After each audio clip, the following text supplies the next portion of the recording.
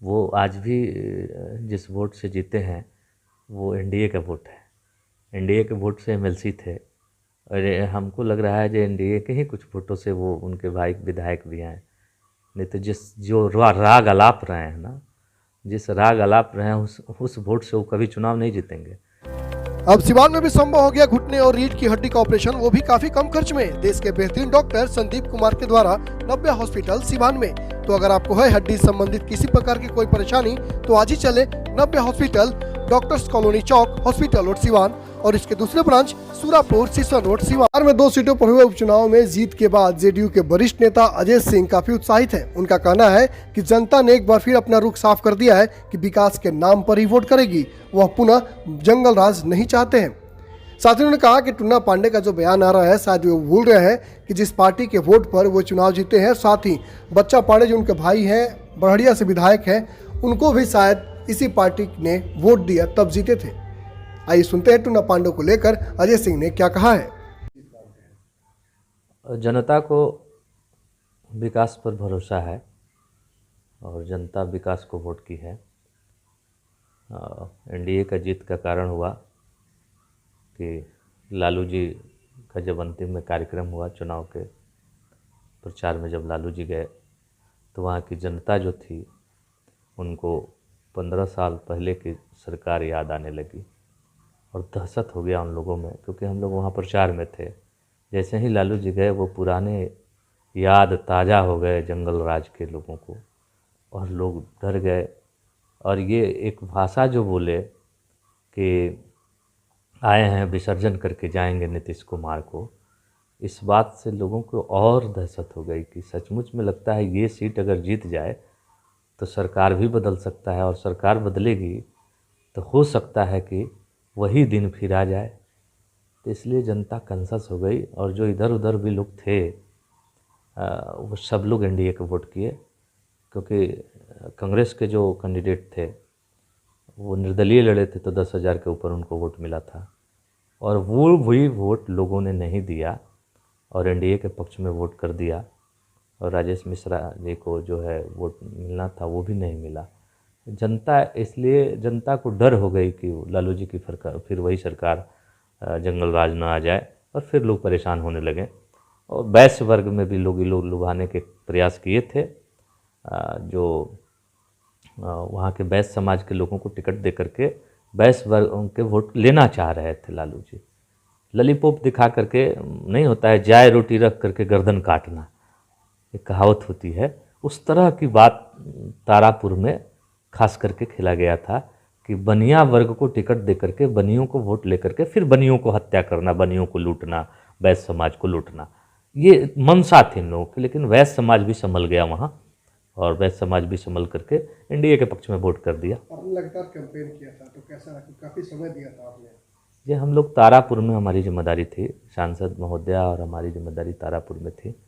और तारापुर जिस एरिया में हम लोग थे उस एरिया के लोग पहले तो गड़बड़ थे, पहले लोग मूड बनाए थे कि भाई हम लोग बार बार वोट देते हैं, ठगे जाते हैं, इस तरह की बात भरम फैलाई गई थी। लेकिन हम लोग जब गए तो उन लोगों को सारी बात समझाए, और समझाने पर लोगों ने यह बात माना, स्वीकारा कि नहीं फिर हम लोग इस बार एनडीए को वोट करेंगे। हम लोगों ने समझाया कि आप नहीं समझते हैं, ये वोट पाएगा, और जैसे ही इस दोनों कैंडिडेट जीतेगा आरजेडी का, वैसे ही सरकार बदलेगी, और सरकार बदलेगी वही फिर तांडव शुरू हो जाएगा, और फिर कौन तबाह होगा? हम सब तबाह होंगे। सिवान से कुछ और नेता गए थे जो आरजेडी के प्रचार प्रसार कर रहे थे, लगातार कह रहे थे कि इस बार महागठबंधन जीतेगा।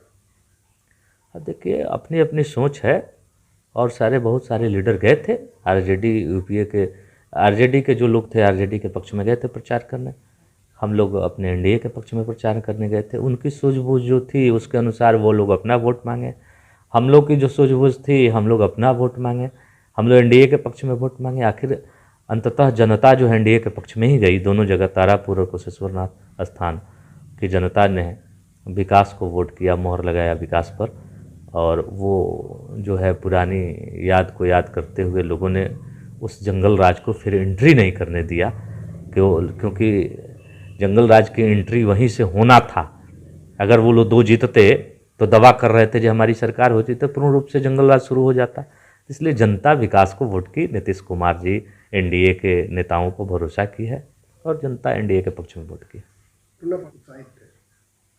अब उनको जितना ज्ञान है उसके अनुसार वो उत्साहित थे, क्योंकि उनका अपना बात है, अपनी सूझबूझ है, अपनी ज्ञान है।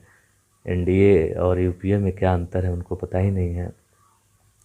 वो आज भी जिस वोट से जीते हैं वो एनडीए का वोट है। एनडीए के वोट से एमएलसी थे और हमको लग रहा है जो एनडीए के ही कुछ वोटों से वो उनके भाई विधायक भी हैं। नहीं तो जो राग अलाप रहे हैं ना, जिस राग अलाप रहे हैं उस वोट से वो कभी चुनाव नहीं जीतेंगे और कभी फिर लड़ेंगे चुनाव। अब तो देखेंगे ही, लड़ेंगे चुनाव। उस वोट से यहाँ कोई जीतने वाला नहीं है और उनकी सूझबूझ के अनुसार अपनी वोट मांगे। उनके सूझबूझ के अनुसार उनके पार्टी को वोट भी मिला है और हम लोग की सूझबूझ के अनुसार हम लोग की पार्टी की वोट मिली है। हम लोग चुनाव जीते हैं, जनता विकास पर भरोसा की है और विकास जीता है। अजय जी, चूंकि महंगाई काफी चरम पे है, बावजूद इसके जनता ने आपको वोट किया, ऐसा क्या मानते हैं? देखिए, महंगाई कोई समस्या नहीं न है। महंगाई अगर समस्या होती तो जनता महंगाई से त्रस्त होती है। क्या महंगाई है बताइए? महंगाई पहले जो गाड़ी चलती थी उससे ज़्यादा गाड़ियाँ आज चल रही है। पेट्रोल महंगा है उसके बावजूद भी, डीजल महंगा है उसके बावजूद भी पहले जो गाड़ी की संख्या थी उससे रोज़ दिन प्रतिदिन बढ़ रहा है। अगर महंगाई है तो गाड़ी बिकना बंद हो जाना चाहिए। लेकिन खाद्य पदार्थ की सामग्री की दाम तो बढ़ रहा है। ये तो सब समय से बढ़ता है ना। कल बच्चे थे या जवान हैं, कल बूढ़े होंगे, ये सब समय से बढ़ते रहता है। आप बताइए, किसी सरकार को बताइए जब महंगाई कम किया हो। 17 रुपये पेट्रोल हम लोग करते थे, बच्चे थे तो हमारे यहाँ कार थी, हम लोग जब बच्चे थे पेट्रोल कार था एक मेरा, तो उस समय हम लोग 17 रुपये खरीदते थे पेट्रोल। और उसके बाद कांग्रेस की सरकार थी, उसके बाद वाजपेयी जी की भी सरकार आई महंगाई ख़त्म करने के लिए, नहीं ख़त्म हुआ। कांग्रेस की सरकार आई, फिर महंगाई ख़त्म नहीं हुआ। मनमोहन सिंह की सरकार बनी, उसके बाद भी महंगाई ख़त्म नहीं हुआ। वाजपेयी जी को लोगों ने हराया महंगाई के लेकर के, तो फिर कांग्रेस आया तो महंगाई कम कर देना चाहिए था। फिर कांग्रेस को लोगों ने हराया, भाजपा को लाया महंगाई कम करने के लिए, फिर वही महंगाई है। फिर कोई भी आएगा महंगाई कहाँ से कम करेगा बताइए? कैसे कम करेगा? महंगाई कम करने का हमको तो कोई उपाय नहीं लग रहा है, क्योंकि महंगाई तो अपने समय से बढ़ते रहेगा ना। जैसे पेमेंट बढ़ता है, 7वां वेतनमान लागू हो गया, जिस शिक्षक को 1500 महीना मिलता था आज 30,000 मिल रहा है। अब बताइए, तो 17 रुपये पेट्रोल था तो आज 110 रुपये पेट्रोल है। यहाँ उस हिसाब से महंगाई है, तो महंगाई तो बढ़ेगा ही ना।